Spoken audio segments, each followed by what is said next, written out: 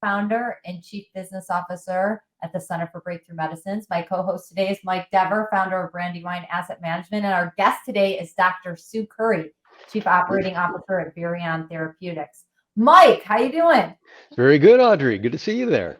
Yeah, I've heard the phrase, and I think you mentioned this in your book, free lunch, referring to investing. What does that mean? And can there be a free lunch? So there's always been a big debate about that, whether or not there's a free lunch in investing, and meaning can you get better returns with less risk? And there actually is, and it's really just portfolio diversification. And a lot of people don't take advantage of that. They hear a tip on a hot stock and they pile in, or they're just all long US stocks in their portfolio, for example, or they have some favorites that they're in, or just tech stocks or something like that. And they end up with a lot of risk. And the only way for them to reduce that risk is to maybe cut back on those positions. But if they simply diversified their portfolio, they could get returns that are pretty close, in some cases exceeding the returns they get on those concentrated portfolios, but they'd be able to do it with less risk in the portfolio. So that's really the answer, is through portfolio diversification. Got it. So where's the free lunch come in? Well, so the way you do it, so I have in the in my book, I talk about a couple things that were almost just counterintuitive. For example, I have an example in there where if you take two negative return streams, so over a 10-year period, two stocks, for example, that actually lost money over that period on average, and you combine those two return streams together, you ended up with a positive return. And that's because the negative return is caused by the fact that those stocks would have some big drawdown periods. And if you're down 50%, well, you got to make a 100% return just to get back to even on that. So just picture that. You had $1, you lost half of it, 50%, you're at 50 cents. Well, to get back to $1, you got to make 50 cents. So that's 100% of what you currently have in the portfolio. If you can reduce that drawdown, you can increase your returns. So it's a little counterintuitive in that people think that to get higher returns, you need to take on more risk. And the reality is you can actually achieve higher returns by taking on less risk, precisely because you limit the drawdowns, you limit the amount of recovery that's required to recover from that. So the example I was giving with the two negative stocks is if one of those is making money when the other one's losing, you don't end up with a 50% drawdown. Maybe you're down 20% or even 10%. So now when that one recovers, and it maybe does recover 100% to get back to even, you're starting from a level where you're only down 10 or 15%. So now you actually end up with new high profits in your portfolio because you've limited losses. Yeah. Are you factoring in any of the activity taking place in the banking sector right now with the shift of assets and cash, perhaps out of some institutions into others? Is there a flight to quality overall in the market right now, or what do you think? Overall in the market, I mean, there are some, as you would expect, we've had 15 years of unnatural behavior, really by the regulators, that have created a lot of imbalances in the marketplace. And just like you see this all the time, but good intentions with bad results. So after coming out of the financial crisis, a lot of the regulators said, "Oh, we can't have this happen again. We can't have, bank failures and things going on." So they said, "We're going to require, these certain limits on how banks can maintain their assets and what they can do for investments." And they had this whole category of this systemically too big to fail banks that they were really focused on, the JP Morgans and people like that. And what happened is they're trying to make it so that the small regional banks and the local banks can survive and thrive. And so there's a little bit of different set of rules there. And what we saw happening was a lot of these banks, they're not required to actually mark the value of their assets in their portfolio to market like a normal mutual fund or hedge fund would be required to do. So they held all these government securities that just collapsed in value as interest rates went up, but they considered them at the same value that they had been before they collapsed. All that would be fine if the liabilities they had, if the deposits in their banks didn't fall. But as soon as those deposits started going away, they had to start selling those assets, and now they're selling them at a loss. And that's when essentially the emperor had no clothes. You realize they have negative capital, even though they're reporting these billions of dollars in positive capital. So that's just one example of some things that happened. And what's happening now is because the government said, we're not going to let these big banks fail. All the money's been pouring into those from the smaller banks, which is causing the small banks to fail. Right. So that's the unintended consequences. There's going to be a lot of things like that happen through the economy and through the financial markets over the next few years, I believe, just because things have been pushed out of whack for so long. So I think it really gets back to what we started talking about with free lunch is maintain diversification in a portfolio. Don't have everything in stocks, don't have everything in bonds, don't have it all in banking stocks or technology stocks. Really keep a diversified focus in the portfolio.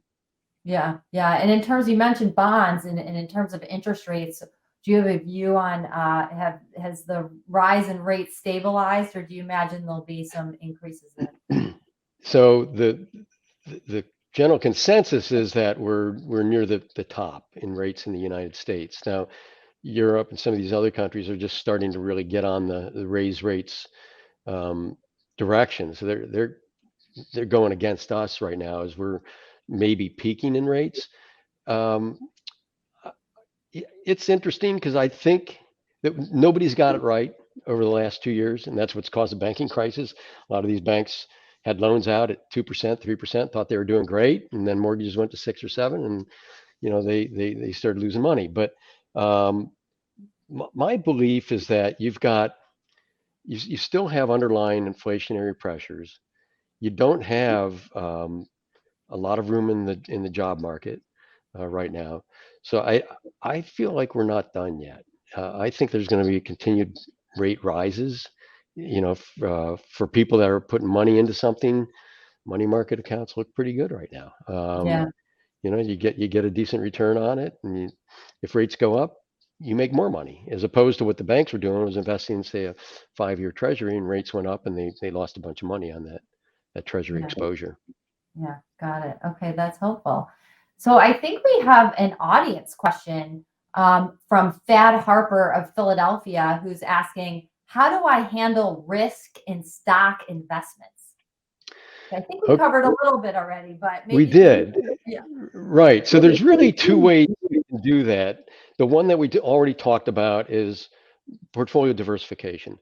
Don't get hung up on one sector, or type of stock, or even sometimes people have a lot of money in their company they work for because they got that issued through the retirement plan, for example.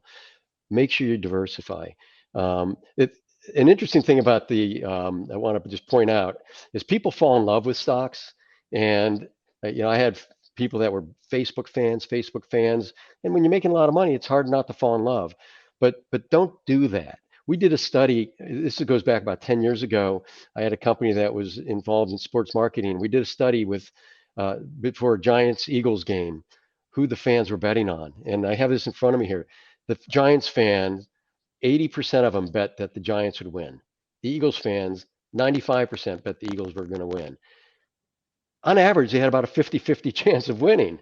But there's that hometown bias that's in there. They fall in love with their team. They fall in love with their bets. Don't do that. Stay diversified. The other thing you could do, and it's more of a professional, is you could actually hedge those positions by buying options against the underlying stocks in your portfolio. I wouldn't recommend that for an individual investor. That's more of a professional game.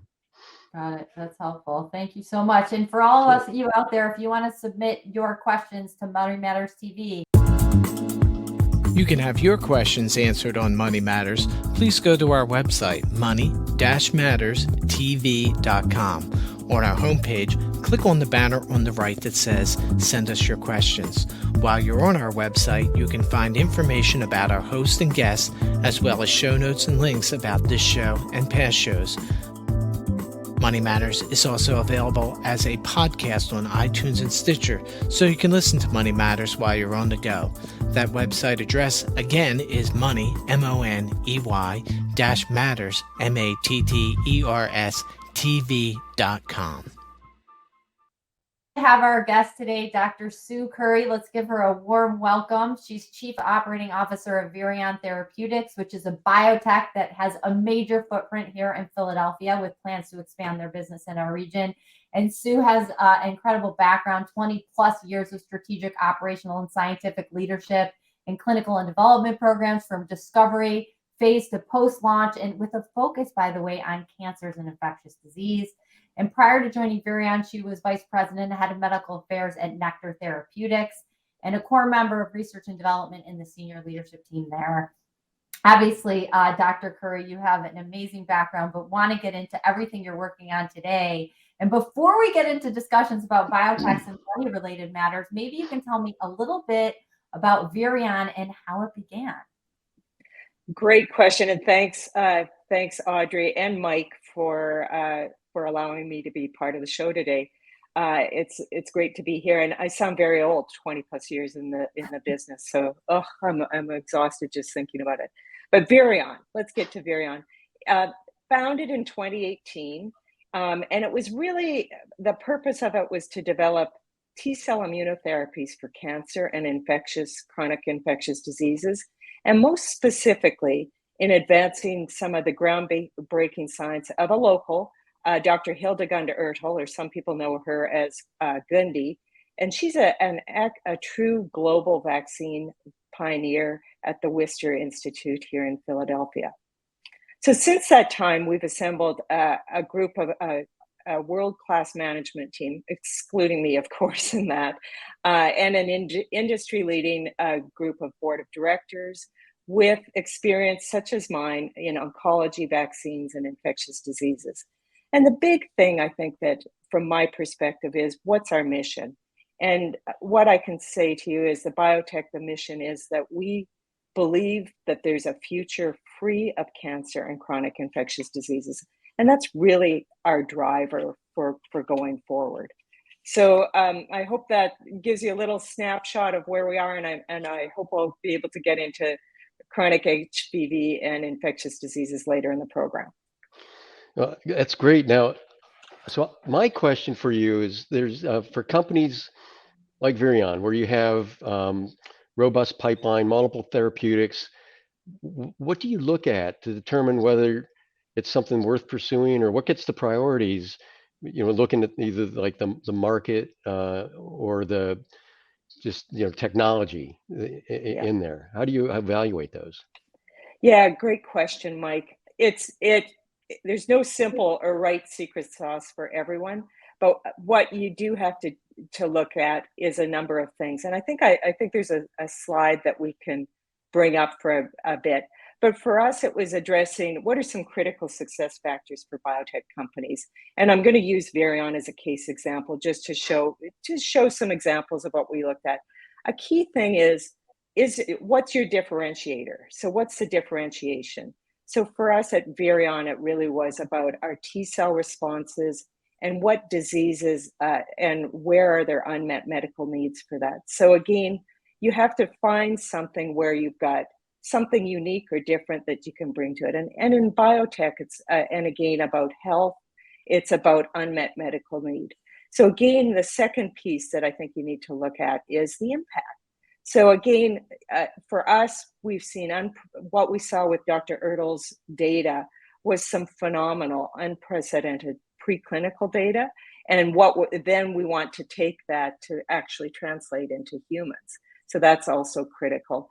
And again, then a big piece, and let's face it, and you guys were talking about this before, it's like you're only as good as you can actually come through with something. And it's about feasibility and market entry as well. So regardless of what you're doing in biotech, it's that you can have the greatest idea and you could be a unicorn, but it's only as good as you can actually produce it and the feasibility of that idea. So I think those are some of the things, again, that I'd say and recommend to folks is what's the differentiator? How do you differentiate and what's the impact or potential impact of what you're going to do? And then again, we have to be pragmatic and feasible about it. Yeah. And given that pragmatism, how do you see the market opportunity as it exists for HPV and oncology? Great question. And the short answer, Audrey, is it's huge for both, to be quite frank with you. And here on the screen, you'll see, we'll start with chronic hepatitis B. And this is something where people say, oh, piffle, we've got vaccines for preventative vaccines. My kids got a vaccine, or they're vaccinated at birth. What's the bit, this is going away. Well, unfortunately, only about 30% of all adults have been vaccinated. So it continues to be a major problem.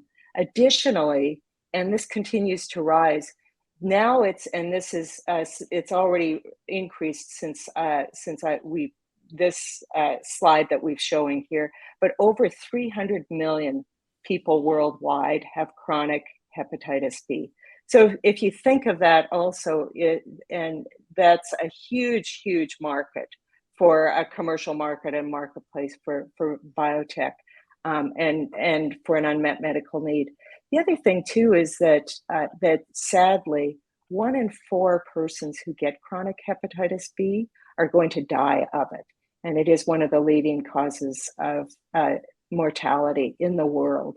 So a major, major unmet medical need. And of course, what does that also mean is that it's also a big market and commercial need from that money matters side, which is important. And it's estimated to be over $5 billion in the next, and that's billion in the next 5 years alone. So huge unmet medical need, which translates into a large market opportunity for us. Yeah. So, go ahead. Oh, go ahead. No, I was saying, talking about the market opportunity, your business model. There's been a lot of things going on recently. We talked about the bank issues just recently, in the show here. But with COVID and current economic environment, geopolitical inflation, what is your model? How are you going to make money? Yeah, that's a really good question, and a question that everyone asks, especially in biotech, and lives and breathes and loses sleep over. So a great question. Virion's a limited liability company, and so to date, like lots of startups and biotechs, we've started with really, it's been high net worth and large angel investor groups and networks that have got us to where we are today. And we joke about it, is that it's literally until that inflection point, it's been check by check. And really, we're blessed with having a large group of investors, small investors who believe in us. However, Mike, you make a really good point, is that we recognize now that we've transitioned into a clinical stage company, the bills are much, much greater for manufacturing, the study operations, clinical development, etc. So we do recognize we're transitioning into a different space and different funding requirements. So what do? I think that what we've doing is parallel paths. So you have to be creative, as we all know, and some parallel paths along the way. So we're currently working with and have the potential of looking at strategic partners and other pharmaceutical partners. But in addition to that, we are also looking for larger institutional investors, like many, and again, that you guys are very familiar with. Another thing that I think our model that's a little bit different is, and again, kind of necessity breeds creativity. We've also had gone to instead of having a large capital infrastructure and infrastructure like actual physical infrastructure, we've decided and chosen to partner with some of our key vendors as vendor partners. And in fact, I'm going to toot Audrey and the Center for Breakthrough Medicine's horn. They're one of our strategic partners, which has really benefited us from a manufacturing perspective. And then, of course, we've got some CROs and a central lab that's also partnering with us as well. So it's made a huge difference. So it's what's the short answer is mitigating risk by having good partners. I think being transparent about it, being flexible. And also you can't, and I think you had said is about, don't just have a home team, don't just be rigid in like one aspect, you have to be agile and nimble in moving forward. So I hope that answers your question, because and it's not a totally good answer. objective. Yeah, I think totally objective is really the point on the home team one as well. Yeah. Don't fall in love. You've got a therapy, it's something you're heading towards, but it's Yeah. just not, the market's Yeah. not there, or the therapy's not there. You gotta move on, Yeah. right? Yeah, Yeah. exactly, Mike. And then, Exactly. then in the startup world, I often hear the phrase dilution is pollution. So just curious, let's talk about those value inflection points in the biotech and pharma world. How do you categorize those and how do you achieve them so that when you're raising capital, you can do it at these higher valuations?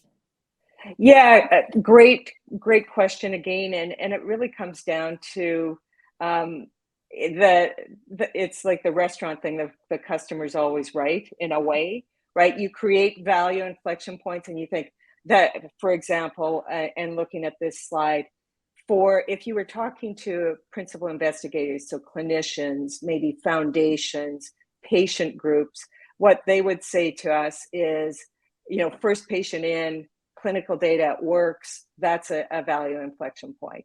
However, another group might say, well, again, going back to, is it feasible? So that sounds good. Your endpoints sound wonderful if you get there, but can you manufacture the drug? Are you going to have that drug product available when, and is it safe? And also the thing about regulatory. So it is gated on that. So you ask a great question on what are the steps. And again, it kind of depends on the stakeholders. So venture capitalists may look at something different. Smaller, like I think angel investors are more excited about the unmet medical need and what it would mean to patients and kind of that more feel-good thing sometimes. So it kind of depends. So we like to kind of gauge and have the milestones that are a mix of all of those things. So clinical endpoints, and I'm showing here, so the clinical endpoints, then we also have the regulatory filings that are critical. First patient in, and then I have to say, regardless of the stakeholder, data, so data talks, science talks, evidence talks, and that trumps everything that goes before it. But there's many different steps that different groups get excited about and put more weight on. I don't know, Audrey, if you've just seen that in this world as well. Yeah, definitely. I mean, data is everything. Having a platform that can go across modalities, be proven and certain, and then certainly having an all-star team like you and Andy and your team and your board is like an unsurpassed team of experts, and the science that goes behind it. I mean, all those things, the science matters, the team matters, obviously the data is king and queen. But so it's all about that, and you certainly have all the requisite things to get it through. So we're rooting for you here at CBM. Thank you. Dr. Currie, how big is your organization? I mean, you talked about the board and the executive side, and how much of it is of your work is actually done by those people, and what kind of level are they at versus calling on Audrey's company for support, for example? Excellent question. We have, again, we really have done the vendor partner model. So we have a small group of core functional experts that we use in clinical operations, clinical development, our manufacturing group, regulatory, legal, the usual kind of core functions, finance.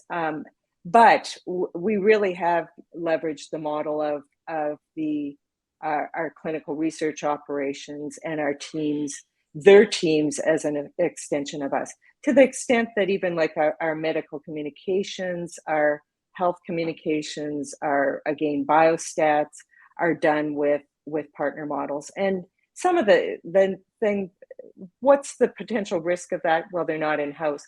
But again, as strategic partners, there's benefits and mutual benefits for both.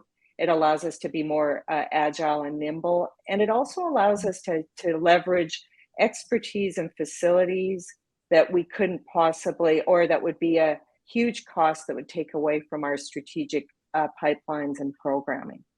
So it's a small group, a small but mighty group, but really we're just a part of that, and it takes a village, and all of our core partners are the village people for us. Yeah, it's the industry. I mean, all these industries, we do the same thing. I mean, have grown up so that we can focus, a handful of us on the unique characteristics that make us successful, and a lot of the things that fund management or some of the other aspects, like the actual administration side of things, we don't do any of that anymore, because there's groups out there that can take that off our hands. So that's a great way to go, because focus on the value you bring, and not sort of the common values that are out there that other people can provide to you, for you.